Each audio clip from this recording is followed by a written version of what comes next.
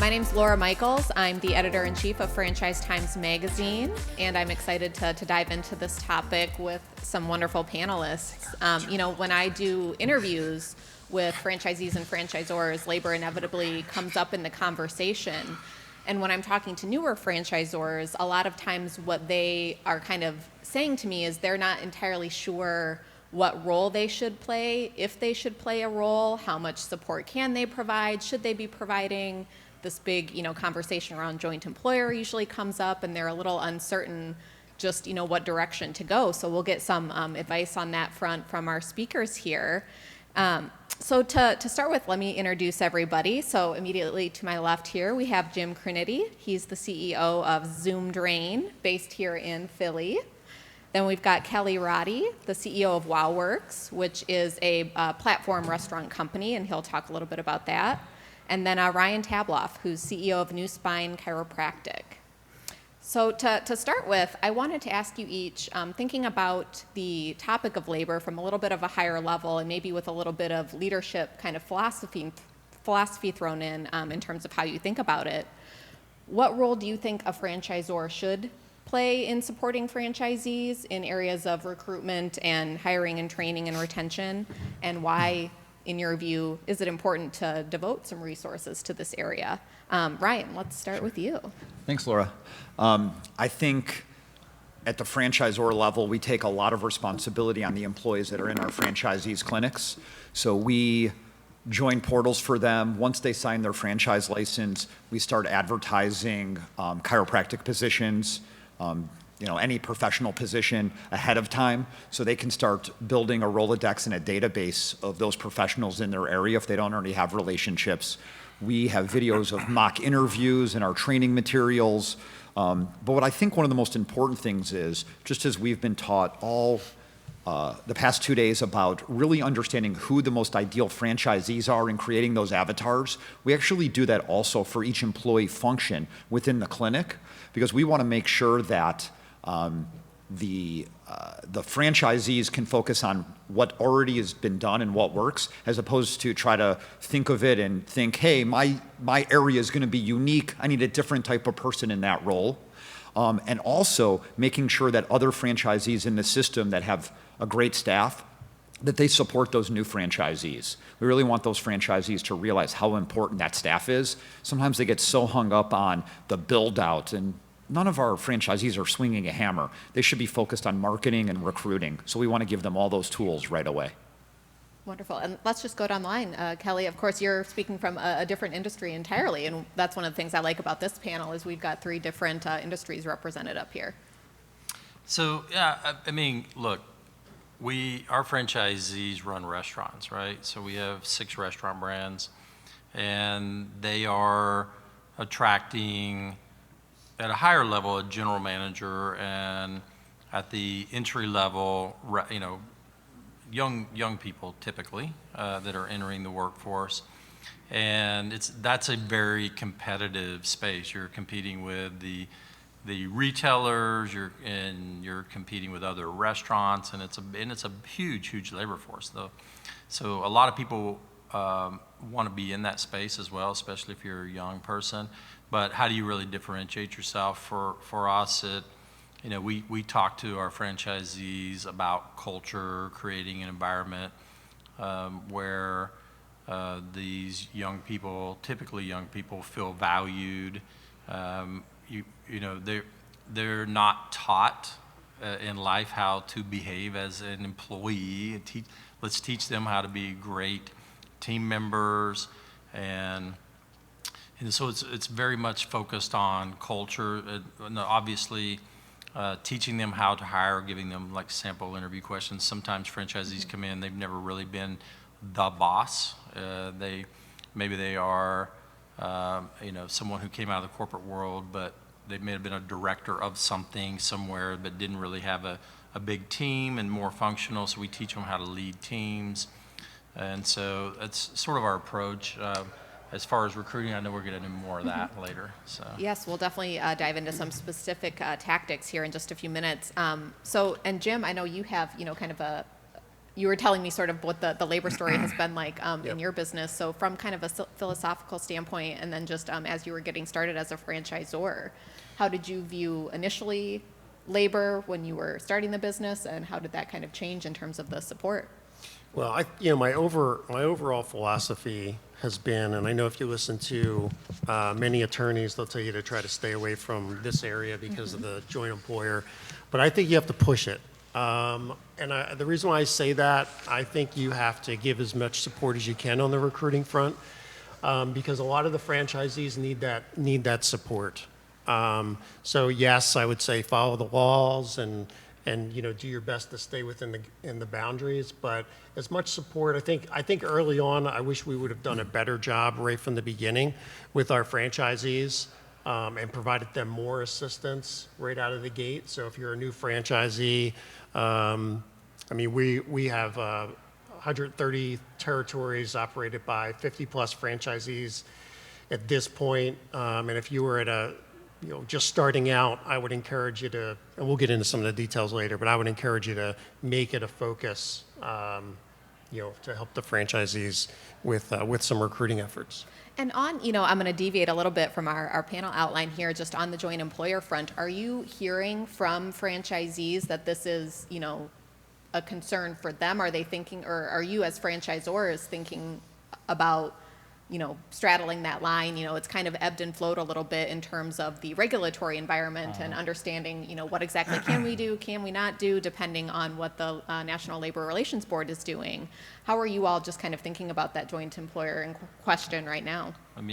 For me, the attorneys initially were like, don't do anything, pull all the resources for hiring off of the websites. We followed that direction. I just got the attitude, look, we're teaching people how to do things. That's part of our system. Yep. I've made the decision myself. We have a responsibility to teach people. And so I've kind of just said the heck with it, and I'm doing what I think is best. And I'm not trying to write their schedules and set their hourly rates and things like that, but I'm trying to teach them how to be a better leader, a better manager, and a better business owner.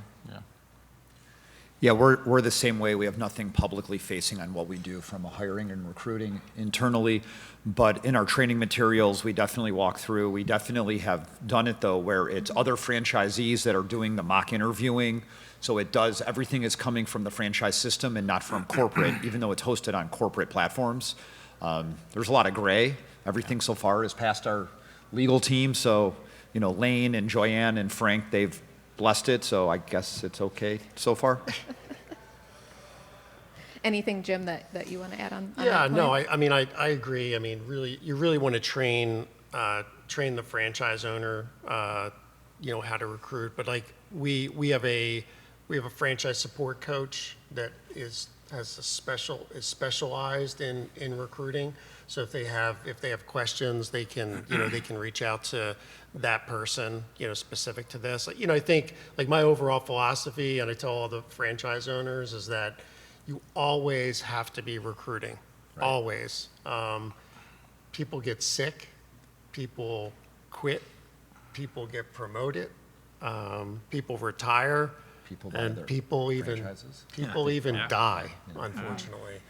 And so, there just has to be this constant focus, on it. So. Yeah, definitely. And I'm going to stick with you, Jim, because, when we were talking in preparation for this, you were sort of detailing how it was a couple of years ago that you really sort of realized we need to make recruitment and training and, just kind of taking a more active role in that a bigger part of your function as a franchisor.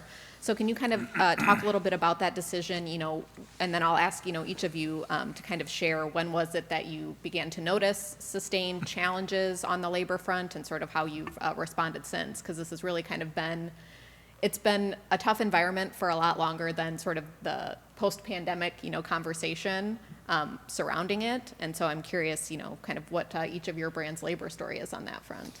Yeah, for us, home service, we're in the home service space. We do drain and sewer cleaning for residential and commercial customers. So we're in the home, everything home service, and it's always been a challenge for us. 2 years ago, it really was ramped up a notch. And so we had to get serious. And I think the way you just get serious is just focus on it. You know, like you realize that, you know, it's not an afterthought. It's something that, you know, you need to take serious. What we specifically did, we run 2 corporate locations, you know, as well, pretty large corporate locations. And what we specifically did was we created a franchise website, zoomdraincareers.com. If you go to that, you'll see that, you know, testimonials, videos, job descriptions, what it's like to be a service technician, what it's like to work in the office. You know, and for us, I think that was an important piece, you know, just to help the entire system from a recruiting standpoint. So, I'm sorry. Zoomdraincareers.com, and it's just a special website outside of our own. But we spent a good amount of time with that. So.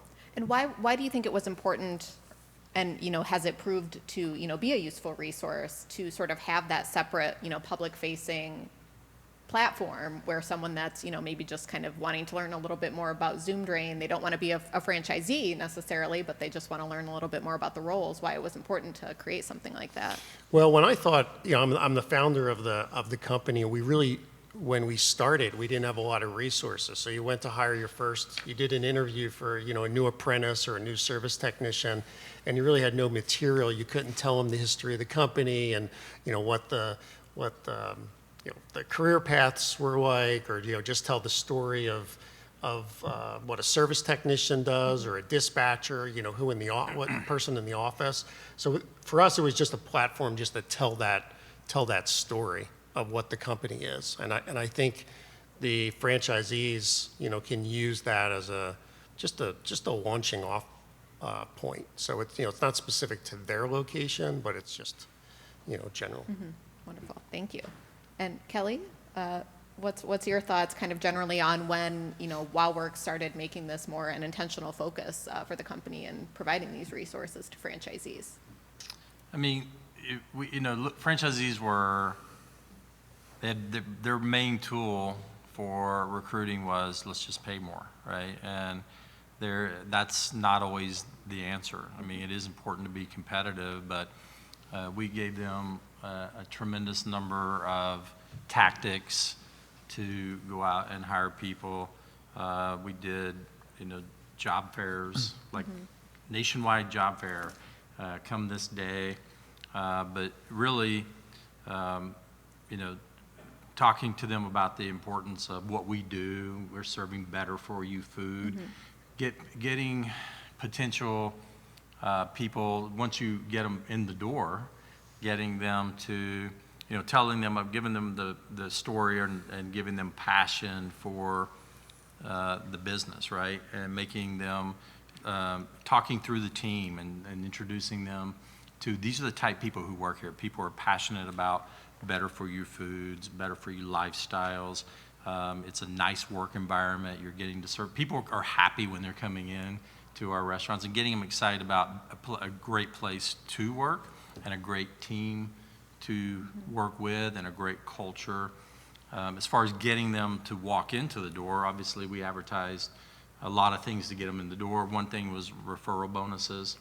If you refer one of your friends and you go to your best team members and say, we need more people just like you, and if you can get people to come in and we hire them and they stay, you'll get a bonus, and the longer they stay, the bigger your bonus will be. So that was, for us, it was super important, and just really trying to target maybe a non-traditional worker, moms that stay home, maybe don't have the hope, they can't work a full schedule, but they can work a part-time schedule. So just letting them come in for 2 or 3 hours at a time, or young people who, you know, had to go to school during the day and but they had to be home early at night, letting them fill some of those 2 to 3 hour shifts even. So.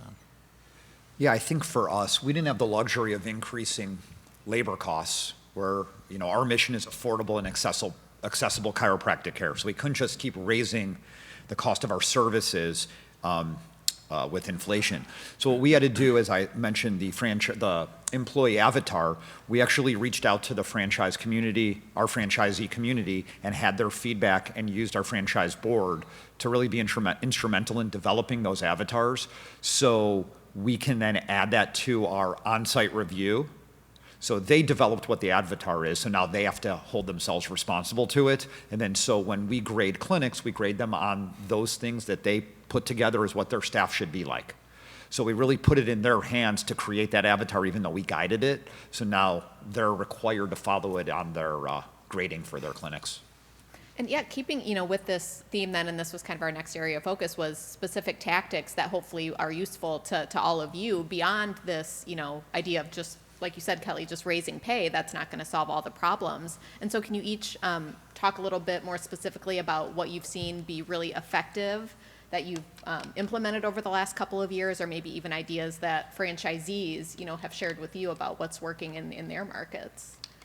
Do you want to start, Jen? I can start, yep. So for us specifically, and, this was relatively new for us, but, just in general, I mean, recruiting is just simply marketing for people. Like it's the same, it's the marketing department, but you're recruiting for people, right? So if you think of it in that same way, in your business, you have a CRM, right? And so in recruiting, you should have an applicant tracking software or systems set up, and we use Jazz HR for that. So we set that up just as a like a parent, if you will, and the franchisees have tenants where they have control, they have their own login, and we have some templates set up on Jazz HR, so they can pull down the templates, they post the jobs, they do the interviews, they do all that stuff themselves, but it just really creates that framework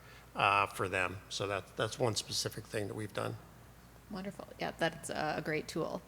Kelly, I know you were just mentioning the referral bonuses, but are there some other things that have been really effective in just referral attracting bonuses, people? but then actually bonuses to the new team members, right? And there's stay bonuses. So a signing bonus. I mean, what young person wouldn't love to get a signing bonus? And it doesn't have to be a ton, but a stay bonus. So if you stay for 30 days, you get another small bonus. If you stay for each additional month and up to 6 months, you could get additional bonuses, which if you go back and look at it's like equivalent to less than $1 an hour extra that they get, and it's like you're making $1 an hour more if you stay, and you get it all at the end of the month. And so that's something that actually worked really well. And then something that we didn't love to do, but we ended up doing, we held out as long as we could on adding a tip line in our restaurants, and we were able to add a tip line, which significantly impacted the pay for our hourly employees. And was it, I know when we were talking, was it the referral bonuses or something where you had kind of a hesitation of, is this really going to move the needle? The referral bonuses and the referral bonuses I did believe in, is you want team members to bring other people like themselves. The stay bonuses I was a little more hesitant on, but hey, we were trying everything, right? And so, but it worked. It worked really well because it's a high turnover industry. And so we wanted people to stay. And once they stay, they become more comfortable, more confident in their position. There were obviously other things we could talk about when we talk about retention. Yep. Wonderful. And Yeah, I Ryan? think it's really important, like when we created the employee avatars, the franchisees they own the business, and as the franchisor, we work for them. So they needed to feel that they were responsible for the persona of who they were hiring in their clinic. So I think so much of making sure that you guide, but you have them really be a part of who's ideal to work in your store or deliver your service. I think having the franchisee feel that they're a part of defining that really helps, because then you can stick to that standard. because so much of franchising is brand standards, and it's not just your social media content and your website, it's also what the inside of the clinic or your brick and mortar store or the service you deliver, who goes on site, making sure that those brand standards are kept. I mean, the staff in your location is just as important as the social media content sticking to brand standards. So making the franchisee feel that the system feel that they've created that, instead of the franchisor pushing that down on them, I think is really important. And can you talk, Ryan, just a little bit about the makeup of your clinic staff and sort of, I know that it's a little bit different from, of course, a restaurant staff or, Right. Someone providing a drain cleaning. Yeah, so we're very small. Usually you'll have anywhere from 2 to 4 employees at a time, and there's 2 functions. There's a doctor of chiropractic, and there's a membership coordinator. The doctor of chiropractic, I mean, that's, a professional. You're going to go to certain portals. You're going to, we have lists of chiropractors in every state. We make sure that all of our franchisees are outbound prospecting to them to communicate what we have going on, what our mission is, to get them excited and get them to realize that a high volume clinic is actually the best way to impact the most amount of lives, as opposed to seeing just a few people and spending a lot of time with them. So really getting the people, the doctors, on board with our mission in those local communities has been really beneficial. And then our membership coordinators are very much like a retail sales with a little bit of field marketing.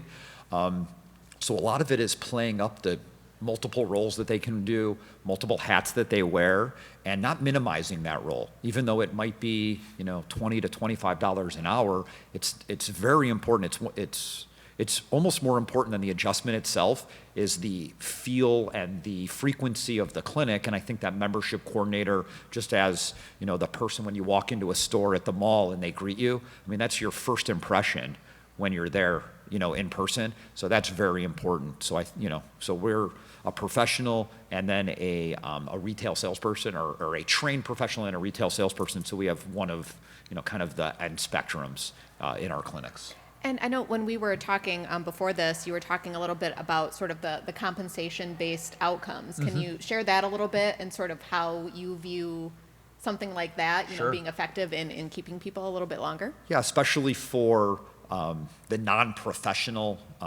certified person within the clinic. For our membership coordinators, we want them to be doing sales. We want them, we look at the clinic for, sounds shitty, but our clinic is, if you have a party, the first thing you do is you invite people. So our clinics aren't successful unless you invite people to come in.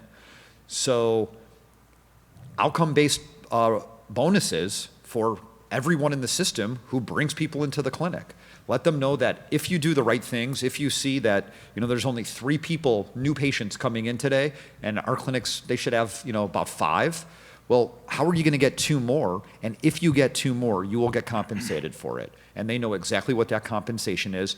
And if you look at it, giving someone $15, $20 to have someone walk in, go to Starbucks, pass out some VIP referral cards. And if someone comes in, you'll get $20. Might seem like a lot of money for a lead, but if you're spending $50, $100 on a digital lead, that's a fifth of the cost. So you can get 5 leads for the cost of 1 digital lead. I would, sometimes a clinic will hire someone just to do that 2 to 3 days a week, because if you really look at the total cost of that lead, so a lot of times it's going to be less with boots on the ground doing that work. And the flow of patients in the clinic, it's pretty cyclical. You're going to get people before lunch. You're going to have less people at lunch than you would think. You're going to get people at the end of the day. So the first 2 hours of the day are pretty light. That's a great time for that membership coordinator to walk around the strip mall and talk to the employees at the Verizon store, at the grocery store. We have a tremendous amount of our enrolled members come from, the grocery stores, the Walmarts, the Targets that are the anchor tenants in our shopping center. So their job should be to walk around and get to know everyone and give them free, initial visits, and then they get compensated for doing that work. So that's one of the things that we've done that's worked very well. Awesome, thank you.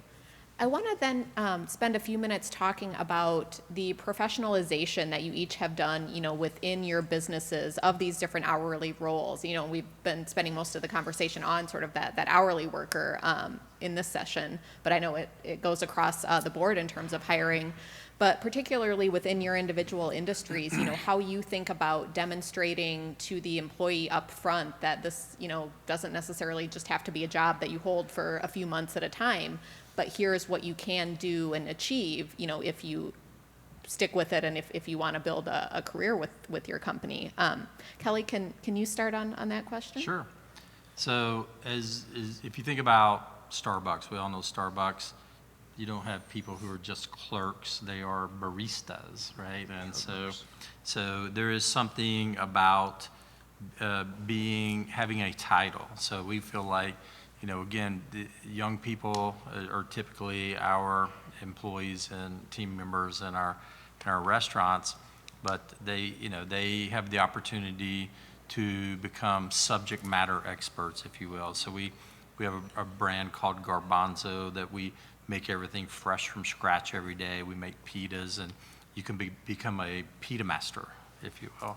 And so if you could be a baker, or you could become an acai expert in our restaurants. And so that, believe it or not, especially for a young person, being a subject matter expert, I'm the best at making pitas.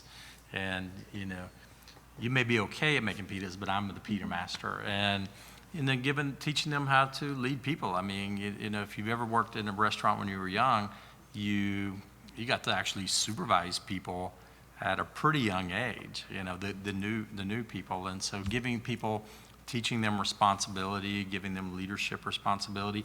And it may not even be a leadership of another person, but a leadership responsibility of a certain, like you make sure that this salad case, you're responsible for this salad case. You keep it full, you keep it presented well, keep everything clean and lined up, and this is yours, this is your baby, no one else's. And so just giving them the ownership of something. And understanding too what can happen to everything else if their function, if they slack off, right, or whatever it might be, right, seeing how that impacts the overall business too. And Jim, I know, we had talked a little bit about this, especially new technicians coming in, showing that there is a career path going forward was important. Yeah, that's one of the things that we set up a program, and you can kind of translate this into your business, but it's kind of like a salary level program. We don't set the salary, but an apprentice will come in and he can move from apprentice to junior technician to senior tech to field supervisor to a system engineer, and that whole program is laid out so that the franchisee, when they're interviewing applicants, they can show them the full career progression, as they go through their training. And then there's a training checklist that goes along with it. And we encourage the franchisees to, if you're talking to an applicant, it's not about me giving you a raise. It's here are the steps to get to this next level. If you complete these, you get this, pay raise, or you get to this level. And so all of it's already, it's already laid out so that they have a good presentation for new hires that are applicants that come into the system. So Sure. And a lot of businesses I know are doing this, but it's making that visible and sharing that in the hiring process up front, being, I guess, braggy a little bit, like here's what, you can achieve if you come work for us. Making that a selling point in the recruitment process is important. Yep. And we also have bonus programs that are built in. But Yeah, it's kind of similar to the pita master. I think it's really important that the job title, and I know, I thought it was BS, but, they're not employees, they're partners at Starbucks. The CEO, Howard Schultz, it's lowercase CEO. These little things do make a difference. We went from calling them clinic coordinators to membership coordinators. Nothing changed except the title, and then everything changed after the title changed. A clinic coordinator thought that they were assistant to the chiropractor. They thought that they were to assist the clinic. Of course, they have to keep it clean and do things, but that is so minimal. That is, very little moving parts in our business. Once we went to membership coordinator, then the attitude changed. Even though the job descriptions, even though the training, nothing changed but the title, the attitude, and doing that retail sales piece, going out into the community. You know, you had to nudge the existing employees along, but new employees came in, same hiring practices, same training, but because of their title, they changed what they thought that their role should be, and it flowed exactly to what was the most beneficial for our clinics. So even though it sounds kind of hokey, like all, you know, mission driven and culture and all of these things, it really does make a difference, and it really does help, because you can't have your fingers on the pulse of everything going on. So those little things actually do make a difference, and we've seen it in our business. Well, and that leads into kind of our next discussion point, which is the role of culture and how, as the franchisor, you're setting that from the top and then delivering that to your franchisees, who are in turn delivering it across their hiring practices. And so, Ryan, I'll stick with you. And can you talk a little bit too about sort of understanding the motivations of the people that are going to be in these different roles and sort of how that all ties together? Yeah, I think one of the things that's important also is, with a franchise system, a lot of the people who work at the unit level, they think that the franchisor owns everything and they're responsible. So what we've done is we've made sure that the franchisee, during the hiring process, during the training and onboarding, lets them know what the structure of a franchise is and the franchise system and kind of where some of the stops and starts are. But what we've done at the system, at the franchisor level, is create a culture of public acknowledgement. So we have a membership coordinator and a doctor of chiropractor of the month. The franchisee nominates their employees. Then the system, we announce it to everyone. We send them a nice gift if we can't be there in person. And if they're properly communicated, kind of where the dual employer, without talking in legalese, but just say, hey, you work for a franchisee. The franchise system is, the overarching, but, they actually work for us. And then the franchise system, does that public acknowledgement. It does go a long way also. And what it does is it has that employee have a little more affinity for the franchisee and for the leader within that unit, because they know that leader nominated them. They know it wasn't the system that did it, it was the individual unit. So that has been something, that culture of public acknowledgement, that has really helped our clinics also, and retention of staff, and also just pride in their job. Kelly, do you want to share next on the sort of the culture piece? I know, and especially within WOWorks and the brands that you have, sort of that understanding and taking pride in the brand themselves and what you're delivering to customers is really important. Yeah, I mean, so we created a set of shared values, and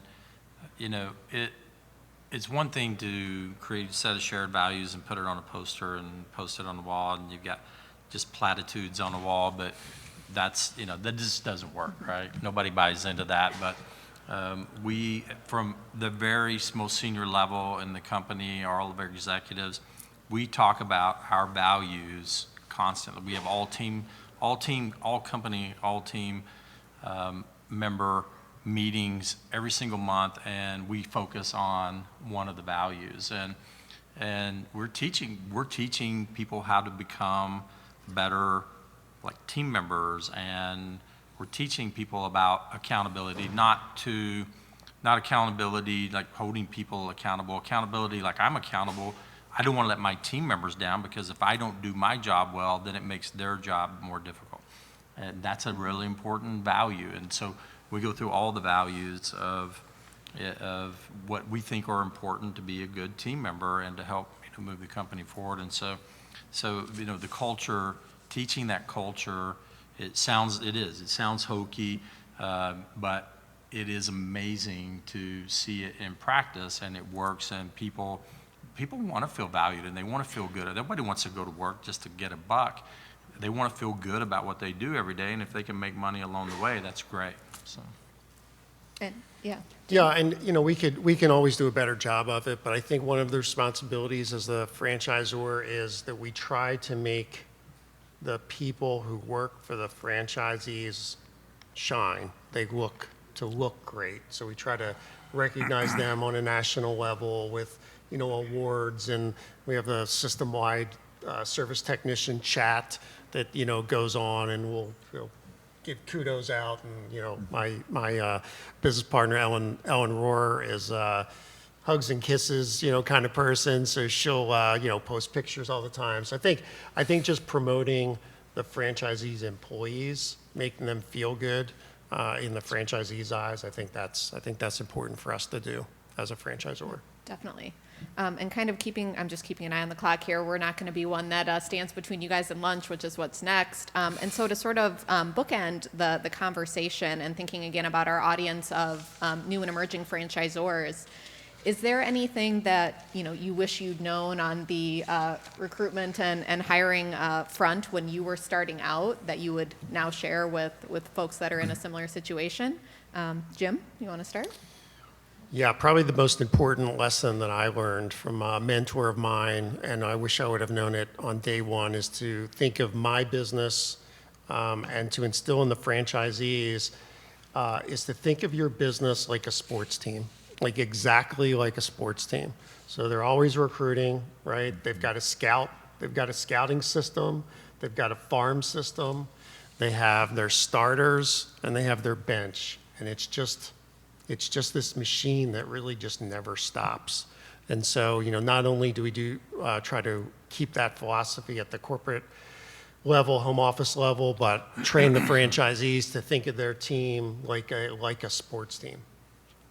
I love that. And I was talking with a Zaxby's franchisee in Atlanta who does exactly that. And he created his own farm team, essentially, of hourly workers that eventually then can be GMs and move through that. And he called it that because he has an affinity for sports. So it worked out. Kelly? I think, you've heard me talk about culture. Culture matters. If culture is not a primary focus, you will turn people. They will use you as a platform to get to the next job. If you want people to actually have careers, create a nice place for people to work where they look forward to going to. And then secondly, I would say, teach people up front, like what does a roadmap actually look like for you to get, if you desire to, as you grow and learn, to become the CEO. Mm-hmm. We have a lot of great examples within our company of people we almost all started doing, an entry-level job. And how do you Donkey Kong your way around the company to different positions to ultimately get to where you want to go? And we actually draw out a map that says you could, learn these things in operations, become a store manager, oversee restaurants, get into training, maybe learn some marketing skills, and then eventually work your way up. And we have great examples of, chief brand officers that run an entire brand that started out as a dishwasher, and those are great stories, and people can see that this could be a career for me. Mm-hmm. So. I think the GM analogy, the map, I think is very important, and don't minimize the cheesy stuff. It actually does work. So that's kind of. What's an example of something cheesy? Titles. Yeah, yep. So the titles. Mm-hmm. Acknowledgement. A lot of people kind of poo-poo on the mission-driven and a lot of that, but everyone has talked about it all in the past 2 days, and they're all successful. I don't think they're all just blowing smoke up our ass. So I think it really does work, and it especially works top-down. So as you are the beacon and show the light, it really does trickle down to the entire organization. And then that is bottom up in terms of happy customers, referrals, and ultimately high unit metrics. Wonderful. Well, I think if anyone has any questions too, feel free to share. Otherwise, we'll wrap up. Or I don't know if all of you are sticking around for a little bit. If Sure. people want to come up and talk to you individually, please do. We do. Yep. One thing that has been kind of proven to work on the recruitment front, depending on what kind of people you're actually looking to get, is actually using technology to your advantage to actually go find the people, right? So you've got passive job seekers, you've got active job seekers. Usually those passive job seekers could be your best employees. So an example would be like there's a maid service, in the maid service, you can actually drop a pin on a hotel and identify through cell phone data who's most likely an employee of that hotel, and then market them directly to their phone through display advertising, letting them know that you're calling. So really, it doesn't have to be just that. Like, any position you're looking for, you want to go to your competitors, you can drop pins around your competitors' locations, depending on how long people are there, identify that that's most likely employees, and market directly to them, letting them know that you're hiring. Yep, and I know each of our panelists, use different technology platforms too on that front. If you're looking Right. for specific recommendations of what might be a good fit for your business, I'm sure they'd be happy to share. We didn't spend a lot of time on the technology front. There are certainly a lot of vendors, a lot of folks here sponsoring the event as well that can offer that. Yeah, and just as be creative. We proactively build databases of chiropractors. At a corporate level, we market to them to become franchisees, and then those same groups are being marketed to work in the clinic. So they're getting, twice a month they're getting NuSpine emails or text messages, and it helps drive. Maybe they don't need the job or want the job, but they have a friend that does, right? Or in a year they call us and say, you know what, my finances have changed, and now I want to potentially look to be a franchisee. So being creative, you never know where it'll take you. That's right. Sorry, one last thing to say. You talked about using Jazz HR. ATSs are fantastic. Make sure your franchisees use them. Because they'll put the resumes in there, they'll start to move through the process. They won't mark off who's actually getting employed.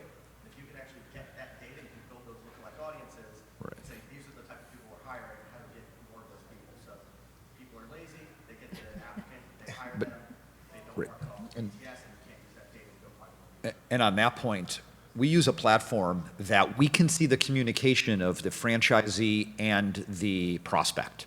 So we can use that as a training tool, depending on the outcome of that interview, that hire. If the hire was good, if it was poor, we can use that data to help then make that hiring process better, make the ads better, make the franchisee understand why potentially what they might have missed in the interview process and that whole courting. So having that visibility into it doesn't go against the dual employer because you're just reading information and providing advice. You're not making any decisions. You're just kind of putting the mirror back on them of what they did and where they might be able to either continue to do it or make improvements going forward. Wonderful. Well, with that, I think we'll wrap up, and that way everyone can get down. So the next thing, I believe, is downstairs, the working lunch. So we'll see you all down there. Thank you very much. And Thank you, to my everyone. panel.